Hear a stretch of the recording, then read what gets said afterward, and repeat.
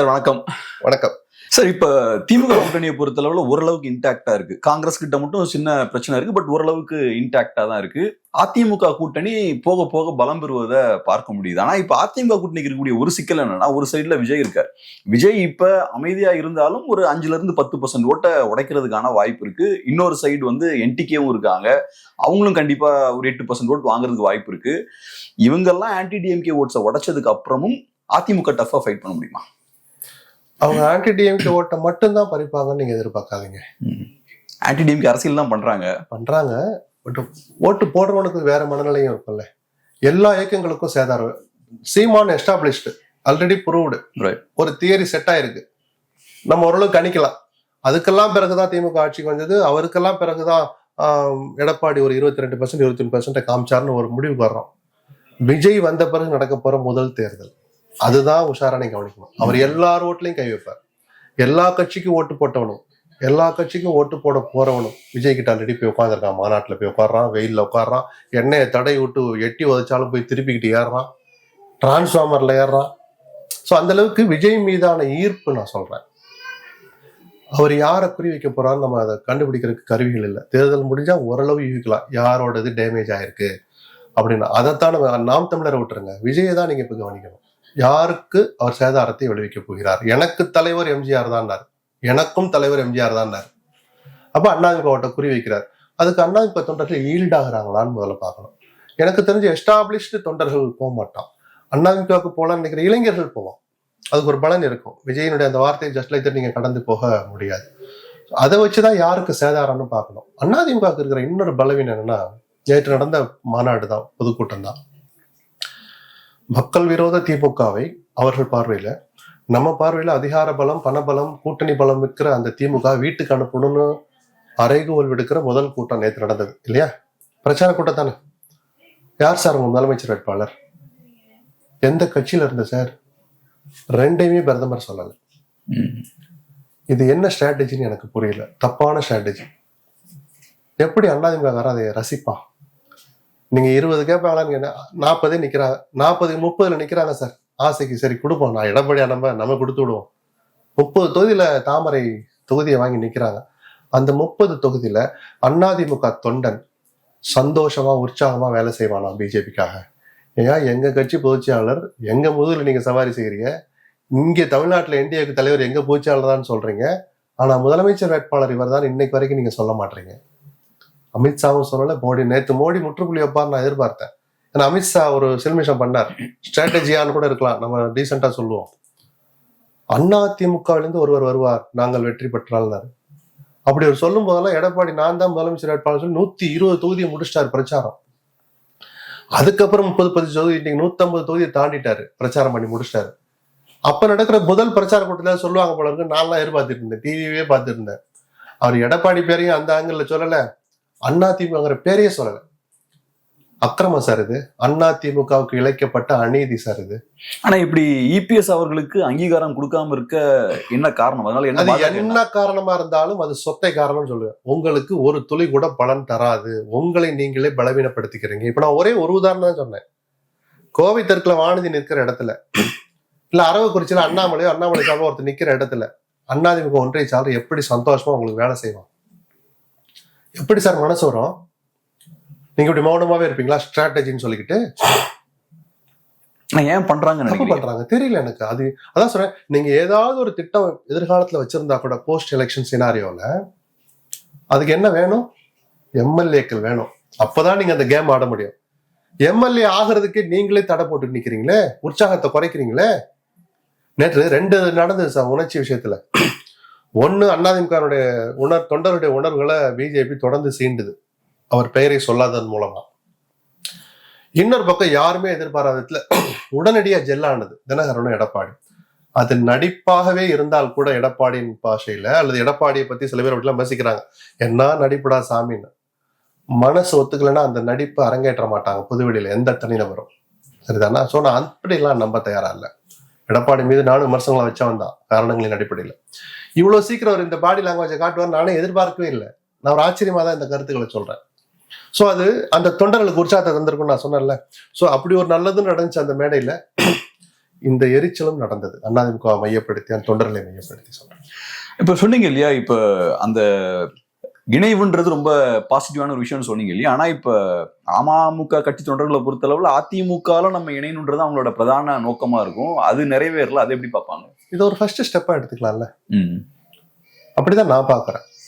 தொண்டர்கள் அதை அப்படிதான் பார்ப்பாங்க.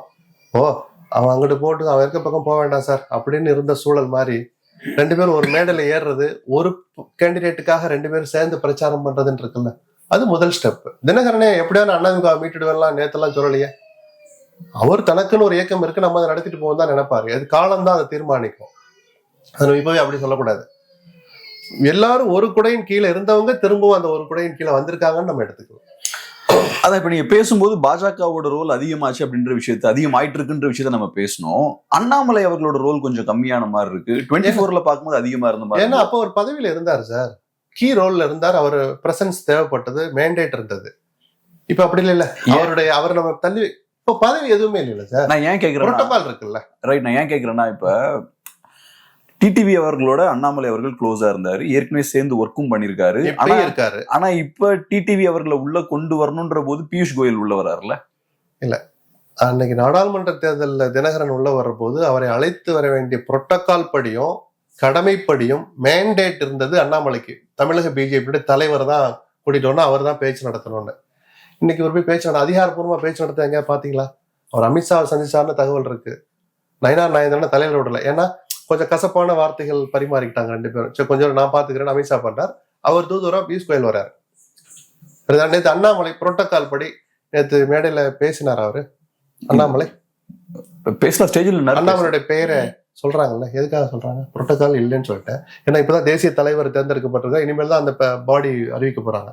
கட்சியினுடைய தேசிய நிர்வாகிகள், பொதுச் செயலாளர், துணைத் தலைவர், செக்ரட்டரி எல்லாம் வரும். அதுல அண்ணாமலைக்கு பதவி கொடுக்கலாம்னு தான் பேச்சிருக்கே தவிர இன்னைக்கு வரைக்கும் ஒரு தேசிய செயற்குழு உறுப்பினர் தான் அவரு. எடப்பாடி அவர் பேரை சொன்னாருன்னு நினைக்கிறேன். எதுக்கு சொல்றாரு? அவருக்குன்னு ஒரு ஆதரவு வட்டம் இருக்கு. சோ அது இருக்குமே தவிர புரோட்டோகால் படி அவர் இப்படி அபிஷியலா உட்கார்ற இடத்துல இன்னைக்கு இல்ல அண்ணாமலை. இப்போ என்டிகே எப்படி சார் பாக்குறீங்க? ஒரு மாற்று அரசியல் பேசிட்டு இருக்காங்க. ஒரு சைடுல அதிமுக அலைன்ஸ் ஸ்ட்ராங் ஆயிட்டு இருக்கு. சோ டிஎம்கே வர்சஸ் ஏடிஎம்கேன்ற நரேட்டிவ் இப்ப மீடியா எல்லாம் பில்ட் ஆக ஆரம்பிச்சிருச்சு. புதுசா இப்ப டிவிகேவும் மாற்று அரசியல் பேசிட்டு வந்திருக்காங்க.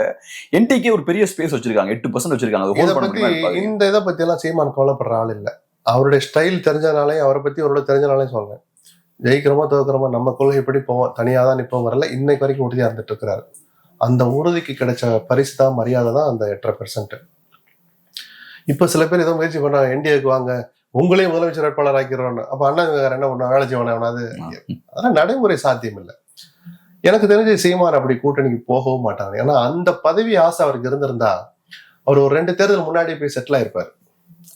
ஏன்னா அவருக்கு அதை தடுக்குது. இந்த பதவிகளோட பெருசு நம்மளுடைய கொள்கை விமர்சனத்துக்குரியதோ என்னவோ, அவர் பார்வையில நம்ம கொள்கை பெருசுன்னு நினைக்கிறாரு. நம்ம முதலமைச்சர் ஆகுமே, என்னைக்கு ஆகிறோமோ ஆயிக்கோமே, ஓட்டு போடாட்டி போன்ற டைப். இன்னைக்கு என்ன அவருக்கு ஒரு சவால் இருக்குன்னா, இவ்வளவு நாளா அப்படி ஜாலியா ராஜாமா தனிக்காட்டு ராஜாவா கடந்து வந்துட்டார். இப்போ ஒரு மிகப்பெரிய சவால் இருக்கு. ஒவ்வொரு வீட்டுக்குள்ளேயும் போய் விஜய் உட்கார்ந்துட்டார். திரை மூலமாக ஒரு நடிகராக ஒவ்வொரு மூலை முடுக்கும் போய் சேர்ந்துட்டார். அந்த விஜய் அரசியலுக்கு வந்துட்டார். யார் ஓட்டை பறிக்க போறா நம்ம பேச, எல்லார் ஓட்டுக்கும் சேதாரம் வரும்னு, சீமான் ஓட்டுக்கும் சேதாரம் வரும். சோ விஜய் என்கிற மக்களை ஈர்க்கிற, மக்கள் ரசிக்கிற ஒரு பிரபலம் அரசியலுக்கு வந்த பிறகும் என்னுடைய 8% 9%ல எந்த சேதாரமும் இல்லைன்னு நிரூபிக்க வேண்டியதுதான் முதல் சவால் சீமானுக்கு. 2% குறைஞ்சா கூட கொள்கையை தாண்டி சினிமாவை ஈர்க்கிறாங்க போல இருக்குன்னு தான் நிரூபிக்கப்பட்ட விமர்சனமா அது மாறும் இல்லையா? ஸோ சீமானுக்கு அது மிகப்பெரிய ஆட்சி பிடிக்கிறலாம். அப்புறம் பிடிக்கவே மாட்டார்னு நம்ம சொல்லக்கூடாது. ஜனநாயக நாடுது. நான் யதார்த்தத்தை பேசுறேன். ஆட்சியை பிடிக்கிறதுக்கு முன்னாடி சீமானுக்கு இருக்கிற முதல் சவால் தான் இதுவரை வாங்கி நிரூபித்திருக்கிற அந்த வாக்கு வங்கியை தக்க வைப்பதுதான். மற்ற யாருக்கும் அந்த சவால் கிடையாது. எவ்வளவு குறைஞ்சிச்சுன்னு தனியா கண்டுபிடிக்க முடியாது. சீமான் ஒருத்தர் தான் ஏன் வாக்கு வங்கி இவ்வளோன்னு சொல்ற ஒரே தகுதி படைத்த தலைவர், தனியா நிக்கிறதுனால. புரியுதுங்களா? அந்த அடிப்படையில சொல்றேன், அது சீமானுக்கு சவாலா இருக்கும். சார், இப்போ இந்த லாஸ்ட் ஒரு 3-4 இயர்ஸா நான் பார்த்த அளவுல மீடியால பார்த்தோம்னா மோஸ்ட்லி டிஎம்கே சென்டரா தான் நரேட்டிவ் இருந்திருக்கிறத பார்க்க முடியுது. குறிப்பா அதிமுகவை பத்தி பேசினாலும் உட்கட்சி குழப்பங்கள், ஓபிஎஸ் இந்த மாதிரி விஷயங்கள் தான் பேசுவாங்களே தவிர பாசிட்டிவா ஒரு நரேட்டிவா அதிமுகனால செட் பண்ண முடியல. நேத்து நான் பார்க்கும்போது அது கொஞ்சம் உடஞ்ச மாதிரி இருந்தது. குறிப்பா நேத்து அதிமுகவை சென்டரா வச்சு டிஸ்கஸ் பண்றாங்க. தவிர்க்க முடியாது சார். Right right. விட்டுட்டு எப்படி நீங்க வேற என்ன தலைப்பு வைப்பீங்க? இவ்வளவு பெரிய நிகழ்வு நடந்திருக்கு. 8 வருஷமா அடிச்சுக்கிட்ட 2 பேர் ஒரே மேடையில கூடி குழவுறாங்க. அம்மாவின் பிள்ளைகள்னு சொல்றாங்க. அதை பேசாம இருக்க முடியுமா? ரைட்டு. கிட்டத்தட்ட ஒரு இறுதி வடிவத்துக்கு வந்திருக்கு ஒரு அலையன்ஸ், திமுகவை எதிர்க்கிற அலையன்ஸ். அதனுடைய பலம் பலவீன தலசாமியார் என்ன பண்ணுவாங்க? சோ நடக்கிற நிகழ்வுகள் தான் தீர்மானித்து. அதுக்காக மீடியாக்கள் விலை போய்விட்டேன் அப்படி இப்படிலாம் நான் தனியா போய் சொல்ல விரும்பல. ஆதாரம் இல்லாம நான் சொல்ல மாட்டேன். நீங்க சொன்னது நிஜம். நடந்து வந்த பாதையை பார்த்தா, அந்த தலைப்புல எடுத்து பார்த்தா எல்லாமே ப்ரோ டிஎம்கேவா இருக்குன்னு நீங்க ஒரு முடிவுக்கு வரலாம் மேக்சிமம். இப்போ இனிமேல் அதை நீங்க நடத்த முடியாது. தேர்தல் காலத்துல நடக்கிற நிகழ்வுகளை நீங்க பேசிதான் ஆகணும். உள்ளூர ஒரு அஜெண்டா இருந்தா அதை எதை நோக்கி நடத்திட்டு போகணும் அந்த விவாதத்தைன்னு அப்படி வேணா நீங்க சில வேலைகள் பண்ணலாமே தவிர, தலைப்பே நாங்க அதை வைக்க மாட்டோங்களுக்குலாம் கடந்து போகிற காலம் இது அல்ல. இந்த வரப்போற 2 மாசம் 3 மாசம் சொல்றேன். எதுக்காக நான் கேட்கறேன்னா, இப்ப எலெக்ஷன் கிட்ட நெருங்கும் போது அந்த நரேட்டிவ் மாற ஆரம்பிக்குது இல்லையா? ஸோ டிஎம்கே இது எப்படி பார்ப்பாங்க? சில நேரங்களில் டிபேட்ஸ் எல்லாம் பார்க்கும்போது இப்ப இந்த லாஸ்ட் சில நாட்கள் நடந்த விஷயங்களை பார்க்கும்போது திமுகவுக்கு ஒரு பதட்டம் இருக்குன்னு சொல்றாங்க. எப்படி பாக்குறீங்க? இருக்கணும்னு நான் சொல்லுவேன். பதட்டம் இருக்கணும், எச்சரிக்கையா இருக்கணும். எல்லாம் ஒரு நாளையோட யாருமே போக மாட்டாங்கன்னு நினைச்சா கடைசி இவன் போயிட்டா அவர் போயிட்டாரு எதிர்பார்க்கவே இல்லையே அப்படின்ற ஒரு பதட்டம் வெற்றியை தக்க வைக்க நினைக்கிற, ஆட்சியை தக்க வைக்க நினைக்கிற திமுகவுக்கு இருந்துதானே சார் ஆகணும். அதனாலதானே பிரேமலதாவை நோக்கி அந்த பேரத்தை அவங்க கொஞ்சம் வலிமைப்படுத்துறாங்க, வேகப்படுத்துறாங்க. எப்படியா நம்ம அவரையாவது நம்ம பக்கம் இழுக்கணும், அங்கே போயிடக்கூடாது அப்படின்னு. பதட்டம் இல்லைன்னா அவங்க நடிக்கிறாங்கன்னு அர்த்தம். பதட்டப்பட்டா தப்பே இல்லை, இருக்க வேண்டிய பதட்டம் அது. கடைசியா ஒரே ஒரு கேள்வி சார். இப்ப திமுக கூட்டணியை பொறுத்தளவு உடையறதுக்கு வாய்ப்பு இருக்கா? காங்கிரஸ் கூட பிரச்சனை போய்கிட்டு இருக்கு, புது கட்சிகள் வர வாய்ப்பு இருக்கா? எப்படி பாக்குறீங்க? புதுசா வர்ற கட்சிகள்னு ஒன்றும் இல்லை. இப்ப ராமதாஸ் மகன் அன்புமணி அங்க போயிட்டனால அப்பா ராமதாஸ் அங்க போகணும்னு ஒரு விருப்பம் இருக்கலாம். திருமாவளவன் ஒரு தடைக்கல்லாக இருக்கிறார். அவரை கன்வின்ஸ் பண்ணாம ராமதாஸை ஸ்டாலின் சேர்க்க முடியாது. அப்படி இன்னும் புதுசா வர்றாங்கன்னா அது தேமுதிகவை தான் சொல்ல முடியும். ஓபிஎஸ் போவாரால ஒரு கேள்வி இருக்காது. நான் பெரிய இயக்கமா பார்க்கல. அது ஒரு தனிநபர் சார்ந்த அவர் மனசாட்சியோடு எடுக்கிற முடிவு சார்ந்த விஷயம். மற்றபடி அணிகள் ஆல்ரெடி அவங்க கட்டமைச்சிட்டாங்க. அதை தக்க வைக்கிறதா சவால். காங்கிரஸை பத்தி சில பேர் தனிநபர்கள் உரசுறாங்களே, அந்த உரசல்களை தாண்டி அந்த கூட்டணியை தக்க வைப்பது ஸ்டாலினுக்கு சவால். அப்படி நிறுத்திட்டாங்கன்னா அது வலுவான கூட்டணிங்கிறதுல மாறுபட்ட கருத்து இல்லை. ரொம்ப நன்றி சார். பிஸியான டைம்ல அருமையான ஒரு பெரிய ரொம்ப நன்றி. நன்றி.